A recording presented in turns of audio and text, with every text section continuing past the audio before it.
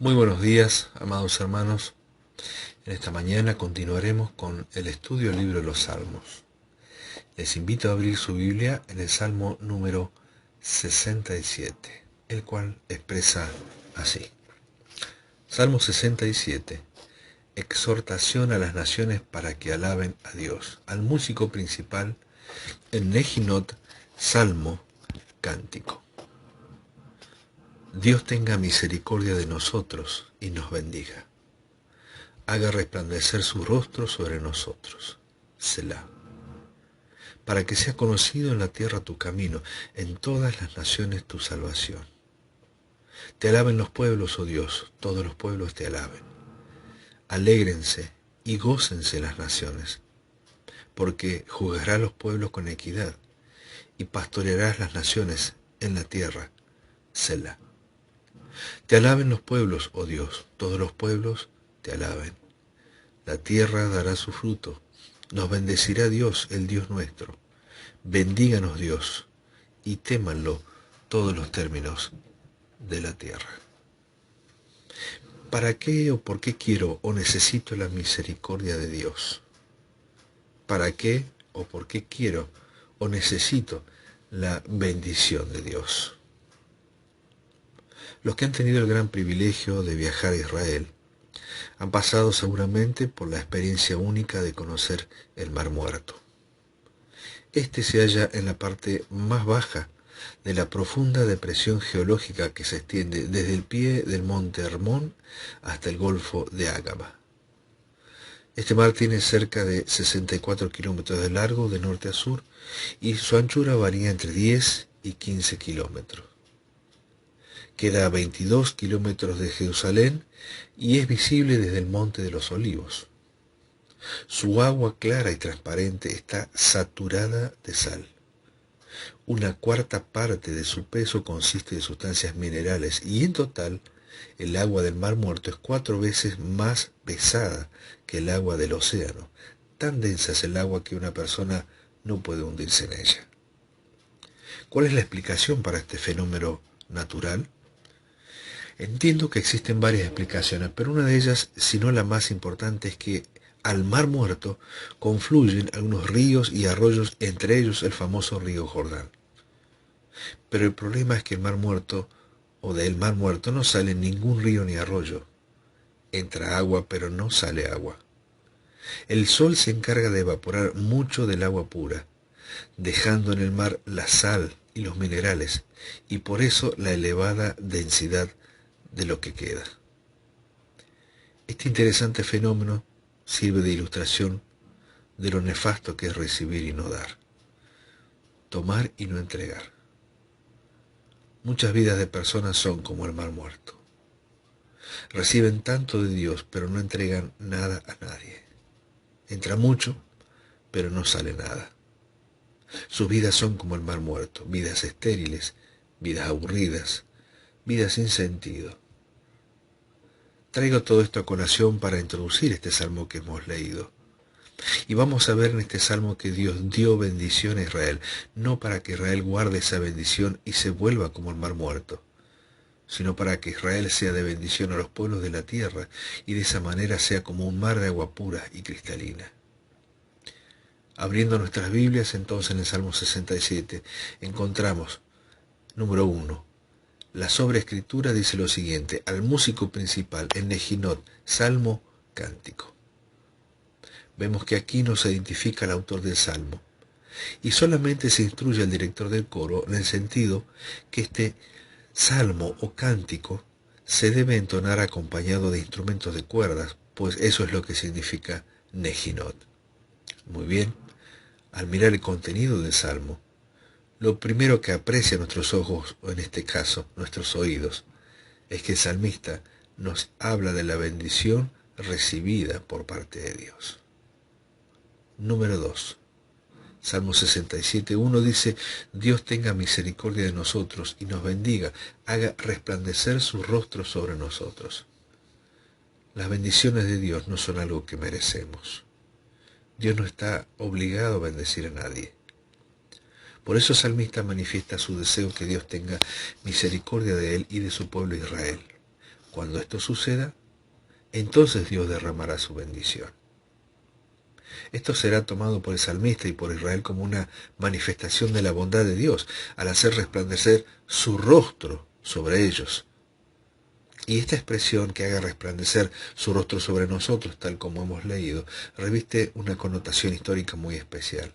En el pasado, cuando alguien llegaba ante el trono del rey con el fin de solicitar algún favor, luego de dar a conocer al rey el petitorio, el solicitante miraba atentamente el rostro del rey. Si el rey se sonreía, significaba que el favor solicitado había sido concedido.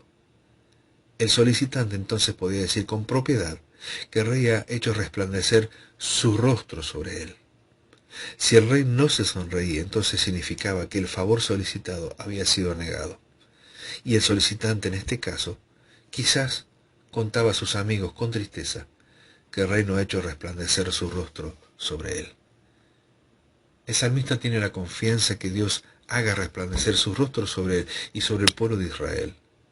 Esto significa que el rostro de Dios manifieste una sonrisa hacia el salmista y su pueblo y mande una lluvia de bendición sobre la nación toda. Luego de hablarnos de la bendición recibida de Dios, el salmista nos habla de la bendición entregada a los pueblos. Número 3. Salmo 67, 2 al 5 dice: para que sea conocido en toda la tierra su camino, en todas las naciones tu salvación. Te alaben los pueblos, oh Dios, todos los pueblos te alaben. Alégrense y gócense las naciones, porque juzgará a los pueblos con equidad y pastoreará las naciones en la tierra. Te alaben los pueblos, oh Dios, todos los pueblos te alaben. La idea de Dios no era que Israel sea como el mar muerto, es decir, que simplemente reciba bendición y la guarde para sí. La idea de Dios al bendecir a Israel fue para que Israel sea de bendición al mundo. Lamentablemente Israel no entendió el propósito de Dios y lo distorsionó totalmente, tratando de guardar la bendición solo para ellos, y por eso sus aguas se volvieron saladas. Eso explica ese sentido de superioridad sobre los otros pueblos de la tierra que manifestó Israel en algún momento de su existencia, y ese odio hacia las naciones gentiles que Israel experimentó también en algún momento de su existencia. Para algunos judíos, los gentiles o los no judíos estaban en el mismo plano que los animales. Pero note que el Salmo 67 dice que Israel fue bendecido de Dios, no para que guarde la bendición, sino para que Dios sea conocido en la tierra. Israel fue bendecido de Dios, no para que guarde la bendición, sino para que las naciones todas conozcan la salvación de Dios. Israel fue bendecido de Dios, no para que guarde la bendición, sino para que los pueblos todos alaben a Dios. Ahora bien, no seamos prontos a juzgar y condenar a este pueblo o nación, porque sabe una cosa, querido amigo, querido hermano, nosotros también cometemos el mismo error que Israel. ¿No me cree? Pues mire, usted y yo, por ejemplo, hemos recibido de Dios la bendición de ser salvos en Cristo. Hemos compartido esto con otros para que otros también alcancen esta bendición. O hemos guardado la bendición pensando que es solo para usted o para mí y que de nosotros no debe salir. De ser así, nos hemos vuelto como el mar muerto. Otro ejemplo, usted y yo hemos recibido de parte de Dios la bendición de los bienes materiales. Quizás un buen terreno, propiedades, vehículos, casa, lo que fuere, en lo poco o en lo mucho. Hemos compartido estas bendiciones con las personas que no tienen nada, o hemos guardado estas bendiciones solamente para nosotros. Si lo hemos hecho así, nos hemos vuelto como el mar muerto. Dios nos bendice para que podamos bendecir a otros, queridos hermanos. Ahora esto de recibir bendición de Dios para poder bendecir a otros es como un torbellino. Cuando usted no guarda la bendición de Dios, sino que la comparte con otros, Dios le va a bendecir más para que usted tenga más para bendecir a otros. Como resultado, Dios le volverá a bendecir más a usted y así sucesivamente, tanto como nosotros lo hagamos o obedezcamos. Número 4. Salmo 67, 6 y 7 dice: la tierra dará su fruto, nos bendecirá Dios, el Dios nuestro. Bendigan, oh Dios, y témanlo todos los términos de la tierra. allí está. Israel fue bendecido de Dios, pero Dios no quería que Israel guarde la bendición, sino que la comparta con todos. Cuando eso pase, Dios bendecirá más a Israel. Note cómo la tierra dará frutos abundantes. Será la bendición añadida de Dios. Y Dios en verdad bendecirá tanto a Israel que la gente de este mundo, los pueblos y las naciones temerán a Dios. No solo en el sentido de tener miedo de Él, sino en el sentido de tener reverencia y respeto hacia Él. La máxima expresión de la bendición de Dios sobre Israel será en el reino milenial de Cristo.